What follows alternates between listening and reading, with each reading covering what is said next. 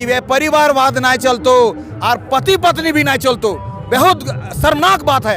एक आदमी अपने पत्नी को खड़ा कर दिया है, एक आदमी अपने पति को खड़ा कर दिया है। ये हो क्या रहा है? यह राजतंत्र है कि लोकतंत्र है? कि ये जो 500 रुपया आपको देकर खरीदने की कोशिश चल रही है, तो 500 रुपया एक बीमारी मुर्गी का भी उससे ज्यादा दाम होता है। ये बहुत दुर्भाग्य स्थिति है। मुख्यमंत्री हेमंत सोरेन, स्थानीय नीति आपने कहा था कि आप बनाएंगे, आप नौकरी देंगे, आपके पास कुछ नीति विजन है कि नहीं है? खाली वोट मांगने के लिए यहाँ उनको तो दौड़ा दौड़।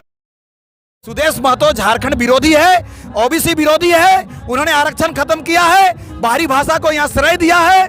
सुदेश महतो को तमाम नेताओं ने हमें बारी बारी से लूटा है। झारखंड भारत का सबसे अमीर राज्य था, तो आज सबसे ज्यादा गरीबी में कैसे पहुंच गया?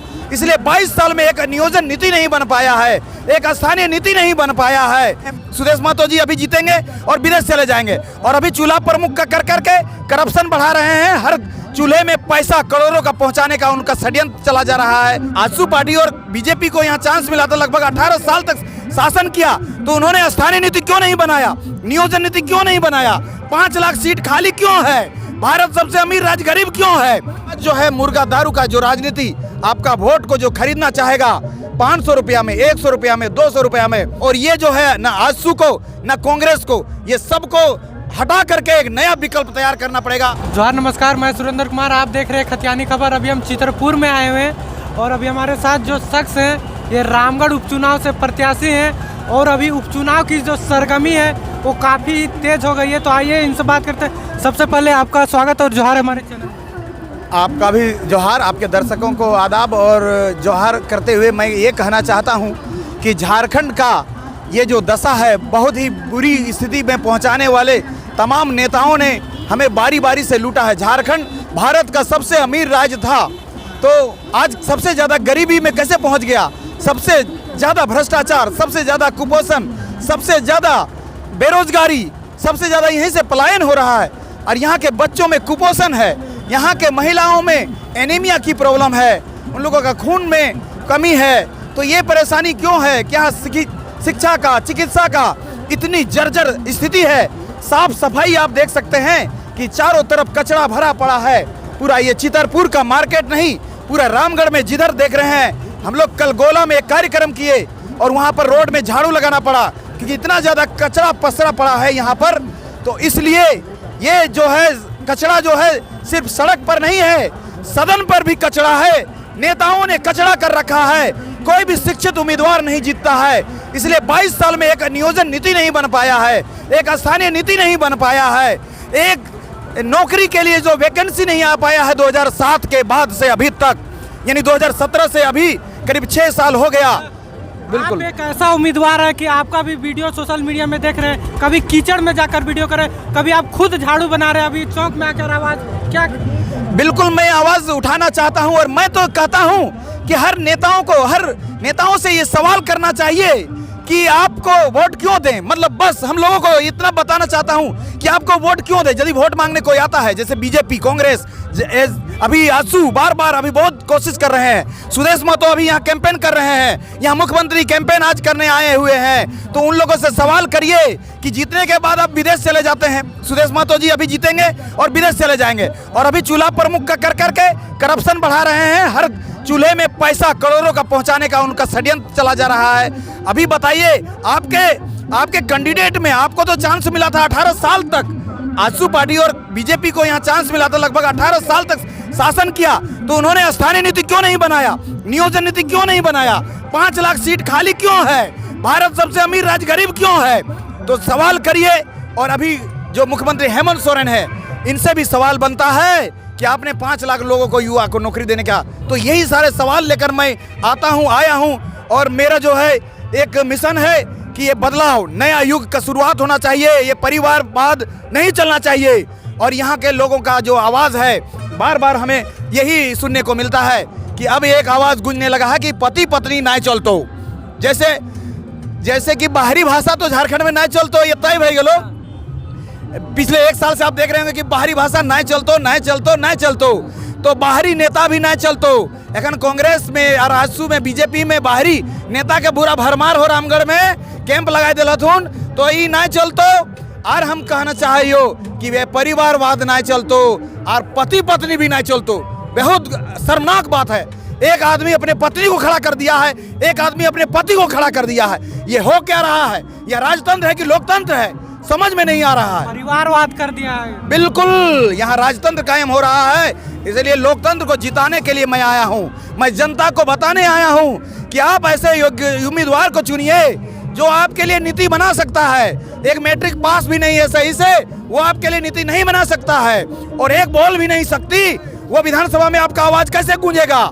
इसीलिए पति पत्नी नहीं चलतो। साथियों, आप लोग याद रखें, आपके चैनल के माध्यम से मैं जनता के, रामगढ़ के जनता को कहना चाहता हूं कि आज जो है मुर्गा दारू का जो राजनीति, आपका वोट को जो खरीदना चाहेगा 500 रुपया में, 100 रुपया में, 200 रुपया में, तो साथियों मैं बता रहा हूं इस महंगाई के युग में पहुंचाने में ये केंद्र सरकार और राज्य सरकारों का सबका योगदान रहा है। और मुर्गा दारू, मैं कहना चाहता हूं कि ये जो 500 रुपया आपको देकर खरीदने की कोशिश चल रही है, तो 500 रुपया एक बीमारी मुर्गी का भी उससे ज्यादा दाम होता है। खरीदने वाला खरीद रहा है, बिकने वाला का भी तो गलती है। बिकने वाला का तो बहुत बड़ी गलती है, यही तो।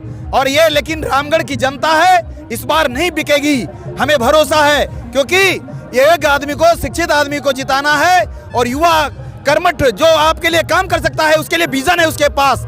यहाँ शिक्षा, चिकित्सा, बहुत सारे कमियां हैं। यहाँ पर साफ सफाई की कमी है, हॉस्पिटल में यहाँ पर डॉक्टर नहीं बैठता है, यहाँ पर आपका स्कूल में कोई भी निगरानी नहीं हो पा रही है। सुनीता चौधरी जी का एक बयान देखे तो वो तो बोल रहे थे डिग्री कॉलेज एक डिग्री कॉलेज बताइए, जो कि डिग्री कॉलेज यहाँ एमए कॉलेज का जरूरत था, और ये चितरपुर में अलग से महिलाओं के लिए डिग्री कॉलेज का जरूरत था। और हर 4 प्रखंड में 4 डिग्री कॉलेज का यहाँ जरूरत है, एक मेडिकल कॉलेज की जरूरत है। ये सारा कौन बताइए? बोल रहे हैं कि काफी है। अरे उनको क्या पता है, वो तो सड़क भी सही से शुद्ध नहीं बोल पाती है, पढ़ करके। उन्हें शिक्षक कौन बना दिया था पता ही नहीं चल रहा है। यहाँ आ रहा है कि जा रहा है। इन नेताओं का सुपड़ा साफ करने के लिए जनता को एक होना होगा।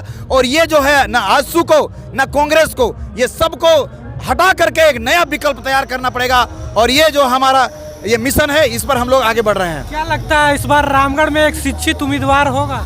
बिल्कुल शिक्षित उम्मीदवार होना चाहिए, उम्मीद है, और मैं इसका प्रयास कर रहा हूं। इसीलिए मैं बता देना चाहता हूं कि ये रामगढ़ की जनता समझदार है और इसके हाथ में, इसकी वोट में बहुत ताकत है। मैं कहूंगा कि जो आपको पैसा या प्रलोभन देकर आज ठगना चाह रहा है, तो डेफिनेटली ये पैसा जो है आपसे ही लूटने वाला है।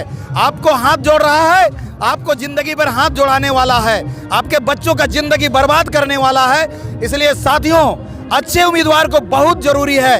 सिंपैथी में एक जो कांग्रेस का उम्मीदवार है, अपने बच्चों को दिखा करके यहाँ पर परिवारवाद, यहाँ पर बताइए, यहाँ बच्चों से यहाँ काम चलेगा? कितने लाखों बच्चों का जिंदगी बर्बाद हो गया है। 5 लाख सीट अभी खाली है, एक नियोजन नीति नहीं बन रहा है। 7 साल से उम्र लोगों का परीक्षा नहीं होने के कारण उम्र खत्म हो गया है। जेपीएससी का, जेएसएससी में भ्रष्टाचार है।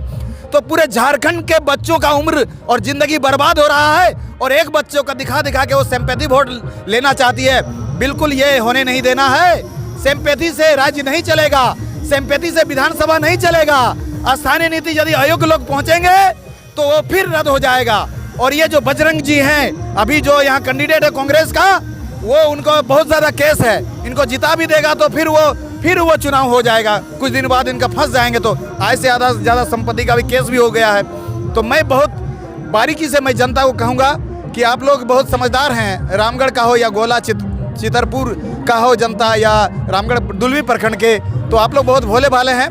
बताइए, गोला में, दुलमी में और वहाँ पर जो है भैरवी डैम है, भैरवी डैम का पानी भी नहीं पहुँच रहा है, जो कि यहाँ का सिंचाई के कितनी ज़रूरत है। यहाँ पर भंडारण की व्यवस्था नहीं है, अच्छे बाजार का व्यवस्था नहीं है। यहाँ पर सब्जी का, और यहाँ एक हब बन सकता है कृषि के लिए, एक सुनहरा अवसर यहाँ बन सकता है। एमएसएमई के द्वारा रोजगार मिल सकता है, लोगों जो बेरोजगार लोग पलायन कर रहे हैं उसे रोका जा सकता है। और ये छोटे छोटे उद्योग लगा करके साबुन फैक्ट्री, बिस्किट फैक्ट्री, ये सब यहाँ खुल सकता है यहाँ पर। तो यहाँ पर रोजगार लोकल लोगों को मिल सकता है। एक लास्ट सवाल है, आज यहाँ मुख्यमंत्री जी आए थे, क्या कहना चाहेंगे? मुख्यमंत्री जी से तो मैं ये कहना चाहूँगा कि आपको वोट मांगने का कोई अधिकार नहीं है। आप जोहार यात्रा निकालते हैं, जहर यात्रा निकालते हैं, आपको क्या अधिकार है? आपने खतियान लागू ही नहीं हुआ, केंद्र सरकार के पाले में फेंक लिया और जोहार यात्रा निकालने लगे। तो ये बहुत दुर्भाग्य स्थिति है। मुख्यमंत्री हेमंत सोरेन, स्थानीय नीति आपने कहा था, एक कि आप बनाएंगे, आप नौकरी देंगे, आपके पास कुछ नीति विजन है कि नहीं है? खाली वोट मांगने के लिए यहाँ उनको तो दौड़ा। और इसके लिए ये बहुत जल्द यदि ये बार बार यदि यहाँ पर ऐसा करेंगे तो झारखंड के युवाओं में बहुत आक्रोश है। मुख्यमंत्री हेमंत सोरेन को यहाँ से रामगढ़ से तुरंत चला जाना चाहिए, नहीं तो बहुत बुरा हाल होने वाला है। अभी चुनाव है और अभी सभी दूसरे जगह के विधायक रामगढ़ में आ रहे हैं, लेकिन जीतने के बाद यहीं का विधायक जनता के पास नहीं जाता है। बिल्कुल, अभी वो यही तो कहना चाह रहा हूँ कि आसू का जो सुप्रीमो है आपका सुदेश महतो, सिल्ली में 2019 में चूल्हा प्रमुख बनाया था, तो चूल्हा प्रमुख में वो क्या काम किए हैं? यही चूल्हा प्रमुख जो आज बनाया है, उन लोगों का सवाल उन लोग सबसे पूछे कि जो चूल्हा प्रमुख बने हैं अभी वहाँ 3 साल में वो क्या कर दिए हैं कि सिल्ली में क्या डेवलपमेंट हो गया पूरा? क्या वो चूल्हा प्रमुख हम लोग चूल्हा का एक बना के छोड़ते हैं और वो विदेश में दौरा करेंगे? तो वो जो है बाहरी नेता है। सुदेश महतो झारखंड विरोधी है, ओबीसी विरोधी है, उन्होंने आरक्षण खत्म किया है, बाहरी भाषा को यहाँ श्रेय दिया है। सुदेश महतो को यहाँ तो और क्या संदेश देना चाहेंगे मेरे चैनल के माध्यम से दर्शकों को, रामगढ़ की जनता को खासकर? मैं यही संदेश देना चाहता हूं कि आप इस चैनल में जुड़ते हैं और ये भाषा आंदोलनकारी का चैनल है, ये खतियान आंदोलनकारी इसमें जुड़े हुए हैं काफ़ी लोग। तो आपको मैं बता देना चाहता हूं कि पार्टी से ऊपर उठकर माटी के लिए सोचिए और माटी के लिए निर्दलीय विधायक बनाइए, जो पढ़ा लिखा हो, समझदार हो, आपके लिए जो अच्छे हो। जो देखिए मेरा टॉर्च छाप है, 6 नंबर क्रम संख्या है, इमाम सफी मेरा नाम हुआ। मैं पूरी ईमानदारी के साथ आपके लिए और संविधान पूर्वक आपके लिए हर कदम खड़ा रहूंगा। झारखंड के युवाओं के लिए आवाज विधानसभा में उठाऊंगा और 1 महीना के अंदर नियोजन नीति बेहतर बने, झारखंडियों के हित में और स्थानीय नीति बने, इसके लिए मैं जोरदार अपनी जान लगा दूंगा।